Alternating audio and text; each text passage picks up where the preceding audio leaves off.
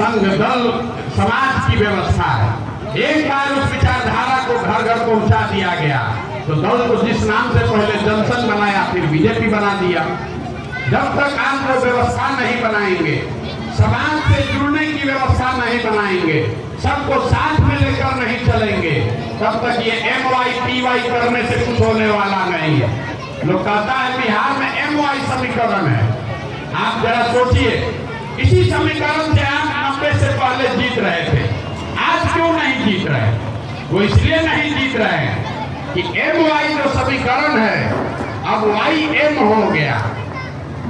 फिर से इसको समझ लीजिए, MY समीकरण अब बिहार में नहीं बचा, बिहार में है YM। जहां Y है वहां M मजबूती से शामिल है, लेकिन जहां M खड़ा होगा कि आधा Y हिंदू बनकर भाजपा को वोट देगा।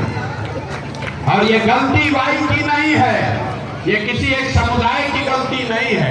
अगर ये समीकरण आप फारवर्ड के साथ बना लीजिए, ये समीकरण आप पिछड़ों के साथ बना लीजिए, दलितों के साथ बना लीजिए, जिसके साथ भी बनाइए वहां पर भी यही होगा।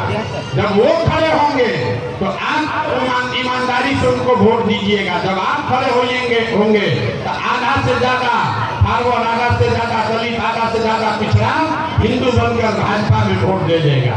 क्योंकि ये विचारधारा की तलवार है जिसको आप जाति की व्यवस्था से तोड़ना चाहते हैं, आप तोड़ नहीं पाइएगा। अगर इसको तोड़ना है तो आपको ये समझना है कि हिंदुओं में कौन सा वो वर्ग है जिसके साथ आप सामाजिक राजनीतिक गठजोड़ बना सकते हैं। तो जब भी आपको ये लगने लगे कि भैया यादव जी लोग को छोड़कर, दलित को छोड़कर कोई बचा ही नहीं, तो एक आंकड़ा आपको दे रहे हैं, याद रखिएगा। जब भी आपको लगे कि सब हिंदू भाजपाई हो गया, एक आंकड़ा दे रहे हैं, इसको याद रखिएगा। 2019 में भाजपा को वोट मिला 38%, 38%। इस देश में हिंदू रहते हैं 80%। तो अगर 80% हिंदू में भाजपा को 38% वोट मिला तो 5वें क्लास का भी विद्यार्थी बता देगा कि आधे से ज्यादा हिंदू आज भी भाजपा को वोट नहीं कर रहे हैं। ये कौन हिंदू हैं? ये कौन हिंदू हैं जो भाजपा को वोट नहीं कर रहे हैं?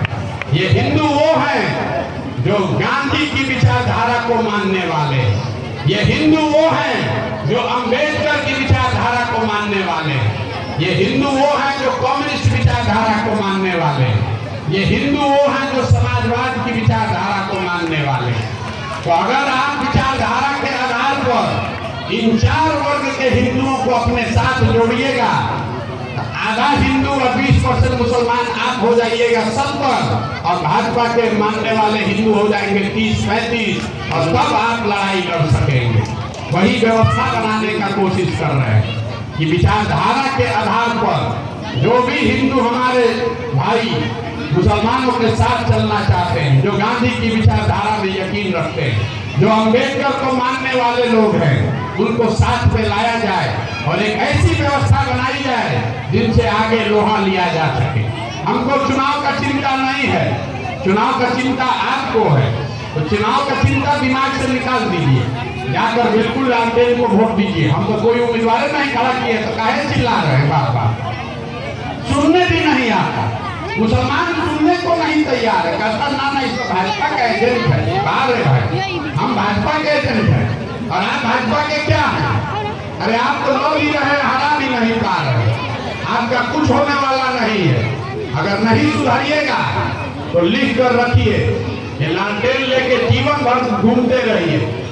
एक चुनाव देखना है, 2 चुनाव देखना है, देख लीजिए, आप स्वतंत्र हैं, बिल्कुल स्वतंत्र हैं, लेकिन लिख कर आज की तारीख रखिएगा। प्रशांत किशोर यहाँ बोलकर इस जमीन पर आपके गांव से बोलकर जा रहे हैं, जिस गरीबी और बदहाली में आपका जिंदगी बीता है, आपके बच्चों का भी जिंदगी इसी गरीबी और बदहाली में बीतेगा।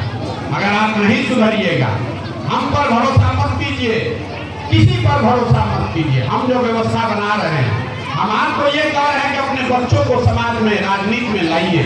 ये बताइए, कम से कम इतना सलाहियत बनाइए कि प्रशांत किशोर मदद कीजिए, हमारा ये लड़का है जो मुखिया का चुनाव जीत सकता है, हमारा ये भाई है जो जिला परिषद जीत सकता है, हमारा ये साथी है जो MLC बन सकता है। जरा सोचिए, सीतामढ़ी में जहाँ आप बैठे हैं, यहाँ 22% मुसलमान है, आपको कोई टिकट भी नहीं देता, आपको कोई पूछ भी नहीं रहा। कटिहार में 45% मुसलमान है, वहाँ दुलाल चंद गोस्वामी MP है। अररिया में 50% मुसलमान है, वहाँ भाजपा का MP है। ढाका में 60% मुसलमान है, वहाँ पर भाजपा का MLA जीता हुआ है। क्यों है? क्योंकि मुसलमान समाज ने सोचना ही बंद कर दिया, दिमाग पाठा पर रख दिया। चुनाव के समय उठता है और कहता है कौन भाजपा को हरा रहा है, अचानक उसी ट्रेन को बैठ जाता है। फिर कहता है कि हमको कोई पूछ नहीं रहा। तो आपको यही समझाने आए, अगर आप जीवन भर किसी को हराने के लिए वोट देंगे तो जिसको हरा रहे वो तो आपका दुश्मन होगा ही होगा, जिसको जिता रहे हैं वो भी आपको बगल में बैठा कर इज्जत नहीं देगा, वो भी आपको जगह नहीं देगा, वो भी आपको सम्मान नहीं देगा। 18-19% आबादी वाला समाज डर कर जिंदा नहीं रह सकता है। आपको भाजपा और संघ मारकर भगाना नहीं चाहते हैं, ये भ्रम दिमाग से निकालिए। कोई भाजपाई कोई संघ आपको मार के भगाना नहीं चाहता, आपको मानसिक तौर पर गुलाम बनाना चाहता है। 20 करोड़ आदमी को कहां भगाएगा? 20 करोड़ आदमी को कहां भगाइएगा? आपको भगाना नहीं चाहता है, आपके मन में इतना डर बैठा देना चाहता है कि जीवन में कभी आप राजनीति में, सियासत में जुड़ने का, अपनी बात करने का हिम्मत ही न कर पाइए, और उसी जाल में आप फंसते जा रहे हैं। इसीलिए हम यहाँ आए हैं। अब आप कहिएगा कि भाई कौन है, हमको वोट नहीं चाहिए, तो काहे आए हैं? आप तो इसलिए आए हैं कि आपको बताएं, आपको निमंत्रण देने आए हैं। ये जो व्यवस्था हम बना रहे हैं इसमें जुड़िए, अपने बच्चों को जोड़िए, वोट जिसको देना है दीजिए, लेकिन इस व्यवस्था से जुड़िए। जब संघ बन रहा था 50 वर्ष तक जो लोग संघ में जुड़े वो तो किसी न किसी को वोट देते होंगे ना, लेकिन उन्होंने व्यवस्था बनाई। इस व्यवस्था से जुड़िए, ध्यान दी कि इस परिकल्पना को पुनर्जीवित करने में अपना कंधा लगाइए। जीतेगा जनसुराज ही, आपको ये भी कह के जाते, लिख के रखिए। मुसलमान को चलना है जनसुराज के साथ, या चाहे जितना गाना गा लीजिए, चाहे जितना नखरा कर लीजिए, अल्टीमेटली आज नहीं तो कल मुसलमान को चलना है